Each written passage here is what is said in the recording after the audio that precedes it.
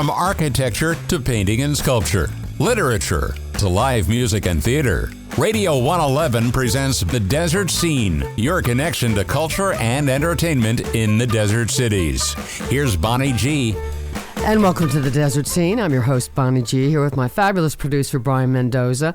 And we're very happy to welcome to the show Miss Beth Lapides, who has been called the godmother of alternative comedy. I love that. Hi, Beth. How are you? I'm well, thanks, Bonnie. How are you? Good. So Beth is coming to Palm Springs, to the Palm Springs Cultural Center on Wednesday, May 7th with a show called It's a Lot, which I love. I love that title.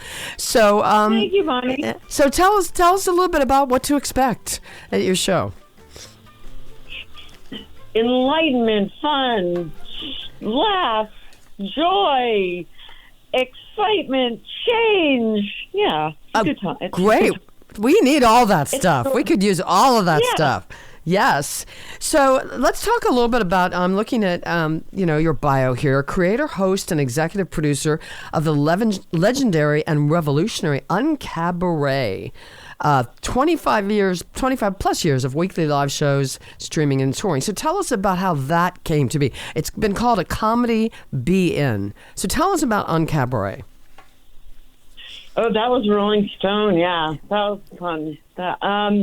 UnCabaret came to life because of what I found was comedy before UnCabaret was very stuck in a certain sort of rhythm. There was something called the Tight 10 comedians were doing in clubs in order to get on TV, in order to get their sitcoms. I came to Los Angeles from New York, and I was so frustrated. And I was working one night at the Comedy Store, and I had to follow Andrew Dice Clay, and he was getting laughs. And if you remember Andrew Dice Clay's work, and I just was like hating him and hating the audience for laughing at him and hating myself for laughing at the audience. It was just like a big ball of hate, and I just don't do well with hate. Like, I'm a love-based person, and I just and I just thought there's got to be a better way, but I couldn't figure out what that way was. And then one night I was doing a solo show at a place called the Women's Building, which is the place where Judy Chicago famously did her dinner party. Okay. And it was going. It was all. They were laughing a little too hard. You know how it was just like. And in the meet and greet afterwards, I was like, it wasn't quite as funny as you thought it was. Like, when was the last time you laughed? Yeah. And I said, we don't laugh.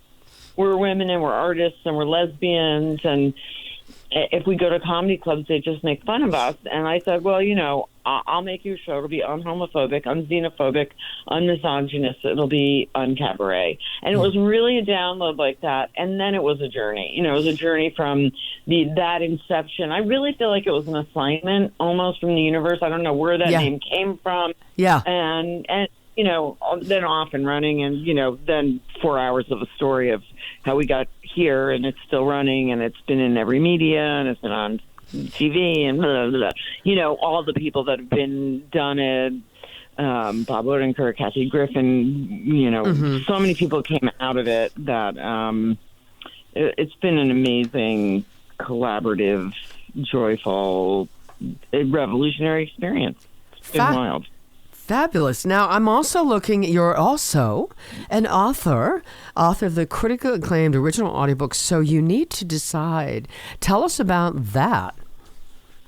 That was such an adventure. I sold an original. People are listening to so many books now, and I was approached to do an original audiobook, and this idea of decision making was really in the air, and I just thought, okay, I know from working with people for so long, I wanted to do a book where it was my story, and then I mixed in and quilted almost my story with stories of people I'd worked with and bringing in new people. And I just knew people would have a lot of great stories about decision making. And having heard many of them already over the course of the years, UnCabaret is much more story-based and confessional and intimate. And so there's 5 chapters. There's one about work, love, family, spirituality, moving. And I tell my story specifically connected to UnCabaret. And then I talked to a ton of people, besides some of the people I've mentioned, Sandra Bernhard, Phoebe Bridgers, Isaac Mizrahi, and then we quilted their stories together, and it's 8.5 hours, and sort of on Vulture's list of best comedy books of 2023. It was How really great is that? exciting to do. Yeah, it was great. Yeah.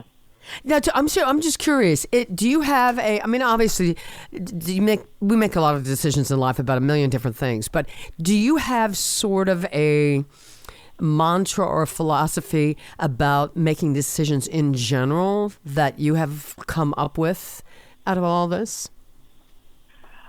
I don't have one mantra because so many decisions are... I do know that we live in a world of decision overwhelm, and I'm really able to recognize now when at 5 o'clock or 7 o'clock at night, I can just literally say to myself, I've just made too many decisions today. Yeah. Like I have to stop. I've been making decisions since 7 o'clock in the morning, and I'm going to have to put a pin in that until tomorrow. I'm more able to recognize that. I have a bunch of different things. I definitely practice, make a decision and see how it feels. And if it doesn't feel right, you can do the other thing. I definitely practice when in doubt, wait, don't, pause, see if you can. I definitely have come to believe that everything is unfolding in divine and perfect order. And that took me a long time to come to and wrestle with wanting to believe it and how can I believe it and do I believe it. And I talk about that in the show. It's quite a bit. And so I do all those things. I made a decider coin is a thing, and I made one, and sometimes I flip it, and you can always tell when it lands which thing, you don't always listen to it, but it lets you know your heart. Yeah. Sometimes. And, I think it's really wise, and everybody I've talked to has some version of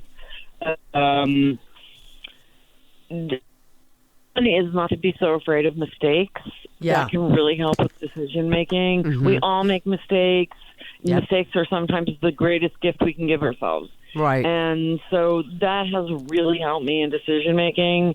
And I have over the years whittled my counsel down to a very reliable group of people, and I don't overshare my decisions.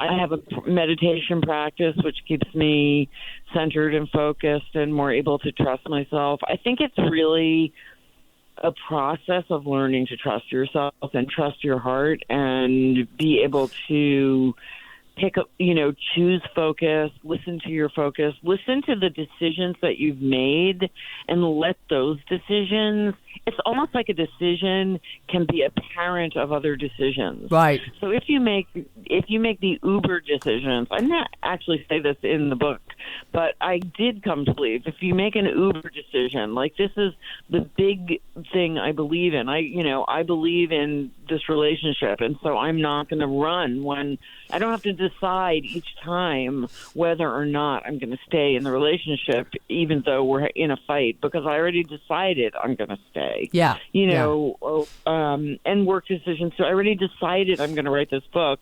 If it's hard, it doesn't matter. Yeah. So there's some of that. And, in work, sometimes, choose what's funny, choose what's meaningful, choose what only you can do. I mean, that's a big litmus test is, be yourself. Everyone else is taken. Right, exactly. Now, I have a question for you. So you are so many different things. What? And I'm same like you. I wear a lot of different hats. Do you think of yourself first as a comic, as a writer, as a teacher, or what? What's sort of your main hat, if you will?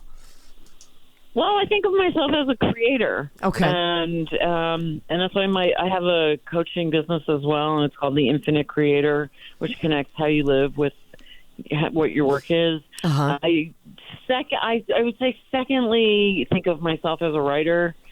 Would be probably the primary thing, because I have a very maybe biblical even attitude about writing. You write your life. Writing is the sort of the code word for, you write the code of your life. So whether that's on stage, being a comedian, I love being funny. I love, and I don't even say making people laugh. I say, giving laughter, I love laughing myself. I couldn't live without laughing, and I love being around funny people, but it's not the only, I could never, it's not the only thing. Yeah. Yeah, it's not, because for me, comedy comes from, you tell the real story and then you try to make it as funny as you can. You're not just always going for the joke. Right. That just becomes so wearying. Yes. So I do think of myself as a comedian, though, as part of it. I think of myself as a producer. I don't actually think of myself as a producer,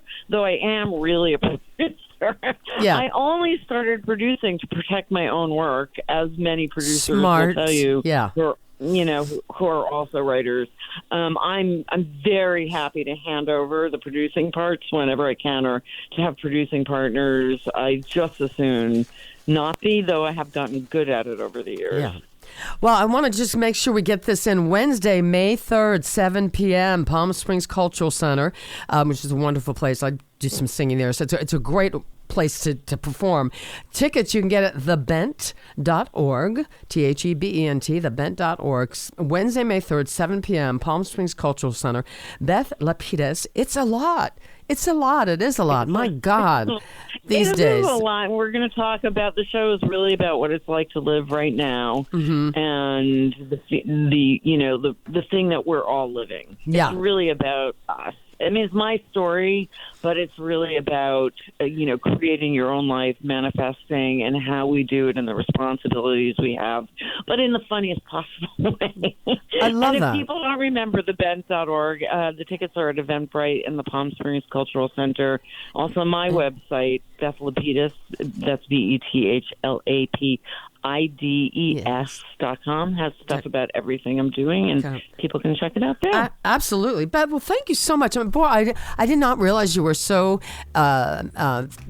spiritual and manifesting and all, meditation and all that, because that's the last few years I've really gone that direction too. So wonderful to chat with you. Well, you live in Palm Springs, you have to. I do. Yeah, well, you do. You kind of do, yeah. You do. You do. Thank you so very much for talking with us today. Have a wonderful show. May 3rd. All right. Thank you. Beth Lapides, thank you.